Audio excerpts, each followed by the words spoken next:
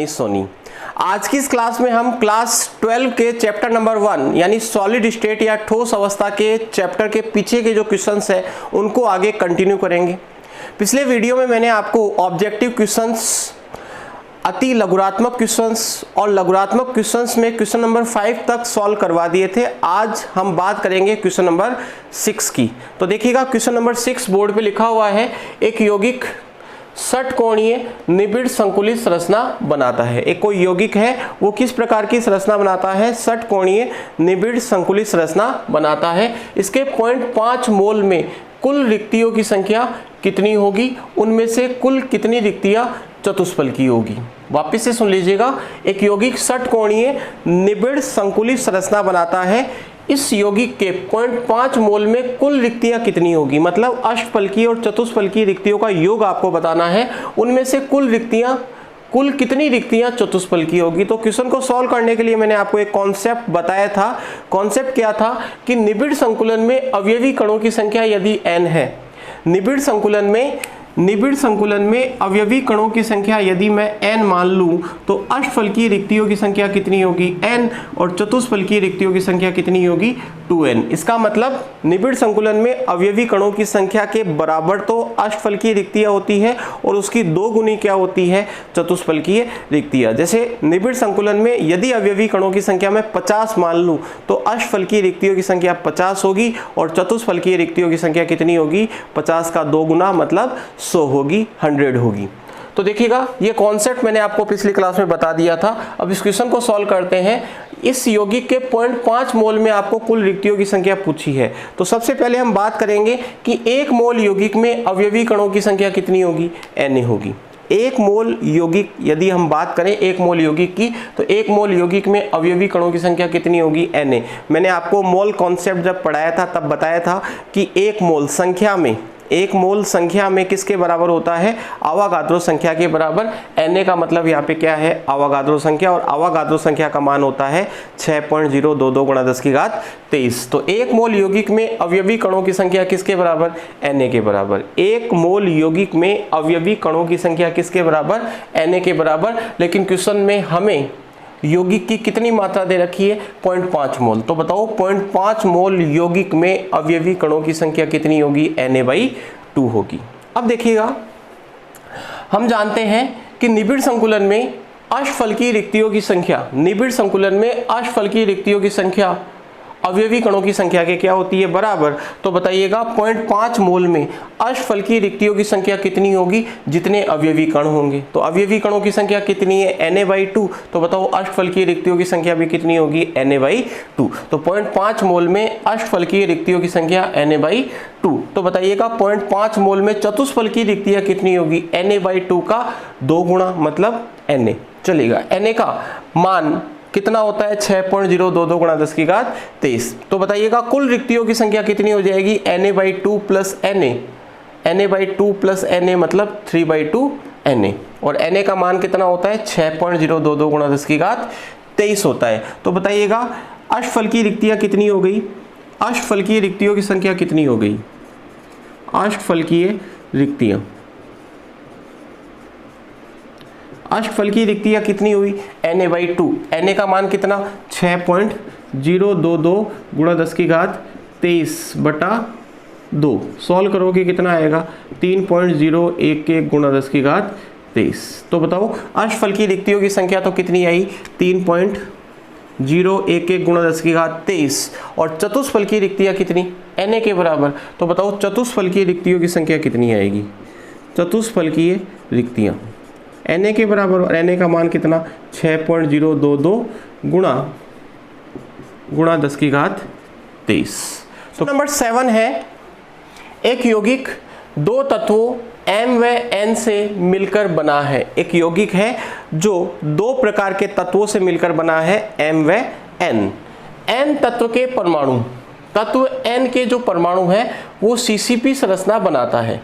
तत्व N क्या बनाता है? CCP संरचना बनाता है।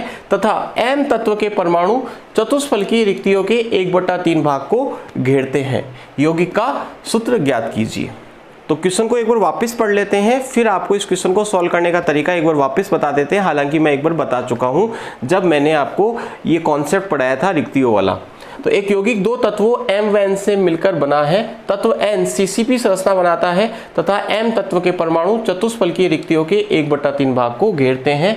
यौगिक का सूत्र ज्ञात कीजिए। देखिएगा, जब भी इस प्रकार का क्वेश्चन आपको दिया जाता है तो उसमें आपको दो प्रकार के परमाणु या तत्व दिए जाएंगे और आपको कहा जाएगा कि कोई एक तत्व, कोई भी, जैसे A और B दे दिया, X और Y दे दिया, M व N दे दिया, तो कोई भी एक प्रकार का जो तत्व होगा वो किसी प्रकार की कोई संरचना बनाएगा, या तो HCP बना सकता है, CCP बना सकता है। तो आपको क्वेश्चन को सॉल्व करने के लिए क्या करना है कि जो तत्व कोई संरचना बना रहा है उसकी संख्या को 1 मान लेना है। कितनी मान लेना है? 1। जैसे यहाँ पे आप यदि क्वेश्चन को देखो तो जो N तत्व के परमाणु हैं वो CCP संरचना बना रहे हैं। N तत्व के परमाणु क्या बना रहे हैं? CCP संरचना। तो आप इस क्वेश्चन को सॉल्व करने के लिए क्या करेंगे? N तत्व के परमाणुओं की संख्या को 1 मान लेंगे। तो बताइएगा, मैं यहाँ पे इसको सॉल्व कर रहा हूँ। माना N तत्व के परमाणुओं की संख्या, N तत्व के परमाणुओं की संख्या बराबर कितनी है? 1 मान लिया। 1 मान लिया मैंने। आप 2 भी मान सकते हैं, आप कुछ भी मान सकते हैं, X भी मान सकते हैं। 1 इसलिए माना मैंने ताकि कैलकुलेशन क्या हो जाए? आसान हो जाए। इसलिए आपको एडवाइस देता हूं कि जब भी इस प्रकार का क्वेश्चन आए तो आपको ये जो संख्या है वो कितनी माननी है? 1, ताकि कैलकुलेशन आपकी क्या रहेगी? आसान रहेगी। तो बताइएगा, माना N तत्व के परमाणुओं की संख्या कितनी? 1। अब हम जानते हैं कि किसी निबिड़ संकुलन में जितने अवयवी कण होते हैं उतनी ही अष्टफलकीय रिक्तियां होती है और चतुष्फलकीय रिक्तियों की संख्या अवयवी कणों की संख्या की कितनी होती है?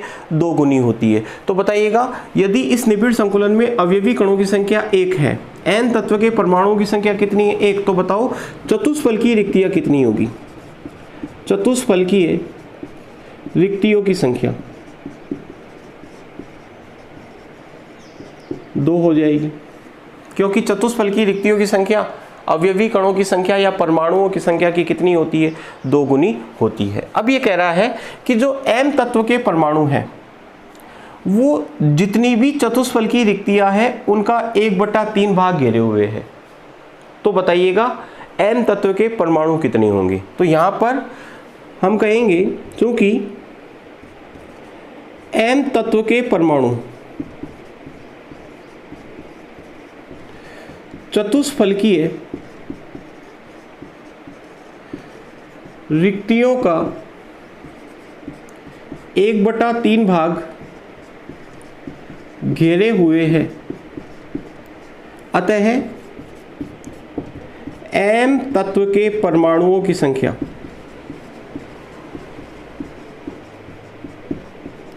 M तत्व के परमाणुओं की संख्या 2 गुणा 1/3 होगी, क्योंकि कुल चतुष्फलकीय रिक्तियां कितनी है? 2, और 2 का कितना भाग घेर लिया? 1/3। तो बताइएगा M तत्व के परमाणुओं की संख्या कितनी होगी? 2/3। अब हम क्या करते हैं इस क्वेश्चन को सॉल्व करने के लिए, इस प्रकार के क्वेश्चन को सॉल्व करने के लिए हम लिख लेंगे M, हम लिख लेंगे N। बताइएगा M तत्व के परमाणु कितने आए? 2/3। और N तत्व के परमाणु कितने आए? 1। तो यौगिक का जो सूत्र है वो M2/3 N1 होना चाहिए, और सूत्र यही है। लेकिन हम क्या करते हैं, जब भी सूत्र लिखते हैं तो पूर्णांक संख्या में लिखते हैं। तो हम क्या करेंगे, ये जो अनुपात है 2/3 जो है, इसको हम सरल अनुपात में चेंज कर लेंगे। तो सरल अनुपात में चेंज करने के लिए क्या करते हैं, हम इसका लघुत्तम लेते हैं, लघुत्तम ले लेते हैं। बताइएगा लघुत्तम कितना आएगा? 3। फिर 3 में 3 का भाग दिया 1 को 2 से गुणा किया, बताओ कितना आ गया? 2। और फिर यहाँ पर कितना आ जाएगा? 3 आ जाएगा। अब क्या करते हैं, ये जो संख्या आई ये संख्या ही M और N की संख्या का सरल अनुपात है। तो बताओ M की संख्या कितनी हो गई? 2, और N की संख्या कितनी हो गई? 3। तो बताइएगा यौगिक का सूत्र क्या हो गया? M2N3। M2N3। तो ये था क्वेश्चन नंबर 7। एक बार वापस से सुन लीजिएगा। इस प्रकार के क्वेश्चन को सॉल्व करने के लिए आपको क्या करना है, आपको क्वेश्चन में 2 प्रकार के तत्व दिए जाएंगे। कोई एक प्रकार का तत्व तो कोई संरचना बना रहा होगा, और जो दूसरे प्रकार का तत्व है वो रिक्तियों में उपस्थित होगा। तो जो तत्व कोई संरचना बना रहा है उसकी संख्या को आपको 1 मान लेना है और फिर आपको देखना है कि आपको प्रश्न में अष्टफलकीय रिक्तियों के बारे में जानकारी दी है या चतुष्फलकीय रिक्तियों के बारे में। तो बताइएगा कैसे करना है। यहाँ पर हमने कैसे किया, हमने n तत्व के परमाणु संख्या 1 मान ली। तो बताओ चतुष्फलकीय रिक्तियों की संख्या कितनी हो गई, 2, और m तत्व के परमाणु की संख्या कितनी हो जाएगी, 2 गुणा 1/3। क्यों, क्योंकि m तत्व के जो परमाणु है चतुष्फलकीय रिक्तियों का कितना भाग घेरे हुए हैं, 1/3। तो बताओ सूत्र क्या हो जाएगा, m2n3। सरल अनुपात कैसे निकालते हैं, m और n लिख लेंगे अनुपात के रूप में, m के नीचे 2/3 लिख देंगे, n के नीचे 1 लिख देंगे और सरल अनुपात निकालने के लिए लघुत्तम लेंगे और लघुत्तम में ये जो डिवाइड वाला जो लाइन होती है इसके ऊपर जो अनुपात आ रहा है वो हम यहाँ पर लिख देते हैं और क्वेश्चन को क्या कर लेते हैं, सॉल्व कर लेते हैं। तो इस प्रकार के क्वेश्चंस मैंने आपको पहले भी करवाए हैं और आज एक बार फिर करवा दिए। आप इसका स्क्रीनशॉट लेकर के इस क्वेश्चन की प्रैक्टिस कर सकते हैं। क्वेश्चन नंबर 8 है, एक तत्व का मोलर द्रव्यमान 2.7 गुणा 10⁻² किलोग्राम प्रति मोल है। यह 405 पिकोमीटर लंबाई की भुजा वाली घनीय एकक कोष्टिका बनाता है। यदि उसका घनत्व, एकक कोष्टिका का घनत्व 2.7 गुणा 10⁻³ किलोग्राम प्रति मीटर क्यूब है तो घनीय एकक कोष्टिका की प्रकृति क्या है। आपसे पूछा है कि ये जो एकक कोष्टिका है इसकी प्रकृति क्या है, मतलब यह एकक कोष्टिका SCC है, BCC है या FCC है, ये आपको पता करना है। तो देखिएगा एकक कोष्टिका की प्रकृति को पता करने के लिए हम यहाँ पर Z का मान निकालेंगे। किसका मान निकालेंगे, Z का। Z का मान यदि 1 आता है तो एकक कोष्टिका की प्रकृति क्या होगी, SCC।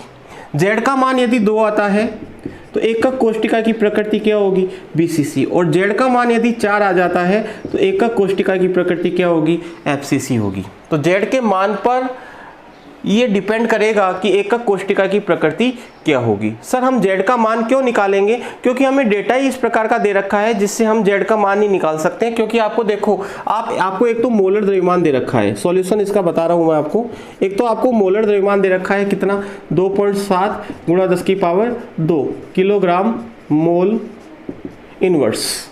आपको A का मान दे रखा है, A बराबर दे रखा है 405 पिकोमीटर और इसको मीटर में चेंज कर ले क्योंकि ये आपको एमकेएस पद्धति यूज में लेनी है, एसआई पद्धति यूज में लेनी है। तो 405 गुणा 10⁻12 मीटर। 1 पिकोमीटर बराबर होता है 10⁻12 मीटर। तो बताओ 405 पिकोमीटर को मीटर में बदलेंगे तो कितना आएगा, 405 गुणा 10⁻12 मीटर। आपको क्या दे रखा है, आपको घनत्व दे रखा है D।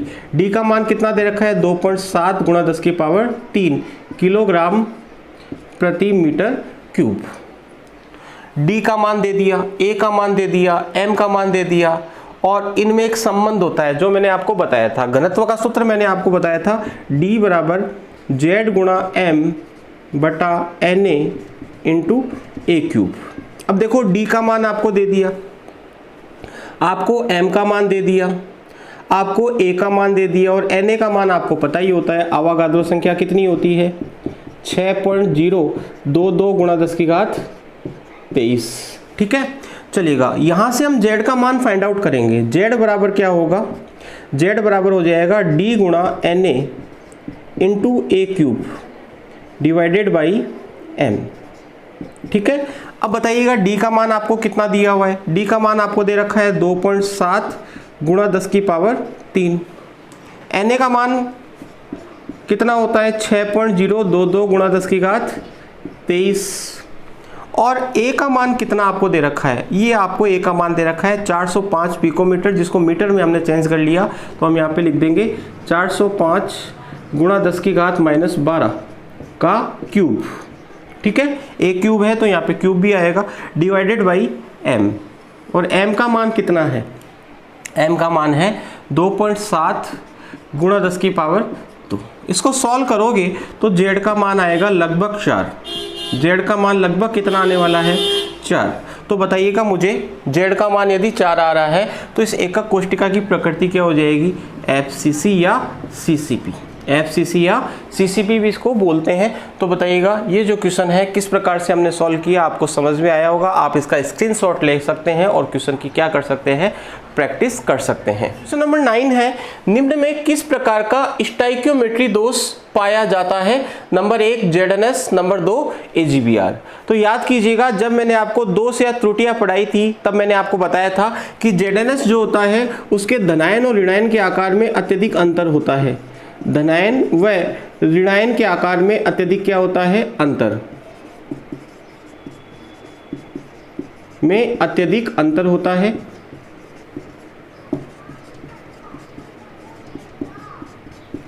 और जब धनायन और ऋणायन के आकार में अत्यधिक अंतर होता है तो उसमें कौन सा दोष पाया जाएगा, फ्रैंकल दोष। तो ZNS में कौन सा दोष होता है, फ्रैंकल दोष होता है, याद कर लीजिएगा।